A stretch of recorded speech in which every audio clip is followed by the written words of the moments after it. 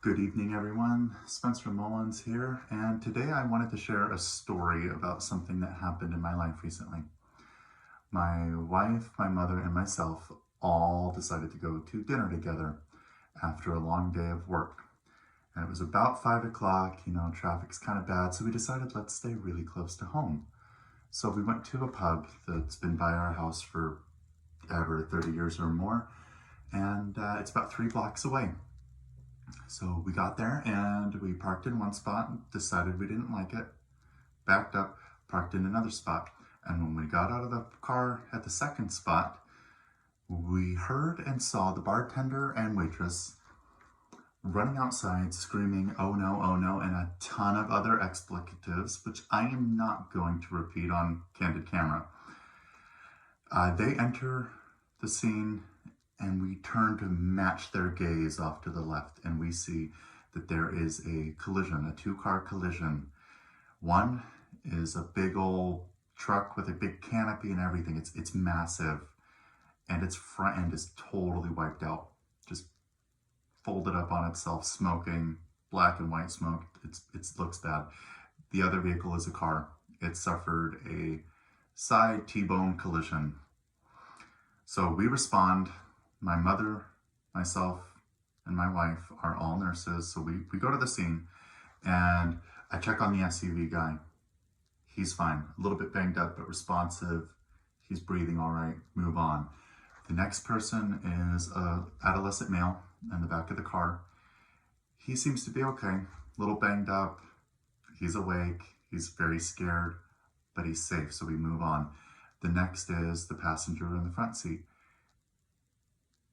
She is dazed and eventually hysterical, but able to breathe. She's fine. We get to the driver of this car. It's not looking good. My mother and I jump down and assess her, find that she has a very weak pulse and she's not breathing with any sort of rhythm. This is called agonal breathing. My mother initiates CPR. I stand by for support.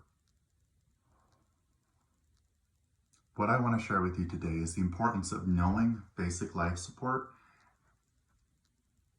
and just understanding that no matter what happens, initiating basic life support gives the affected individuals the absolute best chance, hands down, of surviving or recovering. Because at the time you initiate chest compressions, they are clinically dead. So let's start off with a couple of things here. Number one, why do we do it? Well, the answer is very simple. When your heart stops, blood is not getting to your brain.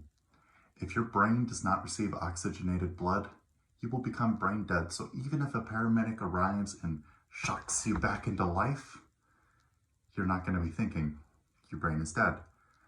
You might just have a living body, but no activity. You're not going to know who you are, where you're at, or what's going on. You're not even going to be aware of being alive. So you need to make sure that blood with oxygen is getting into the brain. Number two, who does what? When you show up on a scene, you might be the only person there, in which case you have a lot of responsibility, and I'm sorry. But if you're lucky like we were, you have a lot of bystanders. So a couple of the roles that are necessary are, number one, can you make sure that the scene is safe? If you have extra people, have them all look different directions, and you're going to have them make sure that no other cars or anybody enters the area that's not essential. Number two is going to be who's notifying and activating emergency medical services. This is crucial. It doesn't matter how much you thump on a chest, the chances of them waking up without cardioversion, being shocked, next to none. You're just there to keep the brain alive. You're not there to bring them back to life. So activate 911, get paramedics and other responders on scene. Third person is the person that's actually initiating the chest compressions. All of the other things are great, but chances are by the time you activate 911, they're going to be telling you, get started, start pushing. And then finally, any extra people that are there, have them check on the other people. Report to the paramedics, the dispatcher, what you see so that they can tell you what necessary steps to take while awaiting relief from your 911 team. Okay, so how can you use this information in the real world? Simply carry it with you. Know that while the chances of an emergency happening right in front of you are very slim, hopefully, watch out, hang out with good people, don't go to dangerous areas. You might have to help at some point in your life.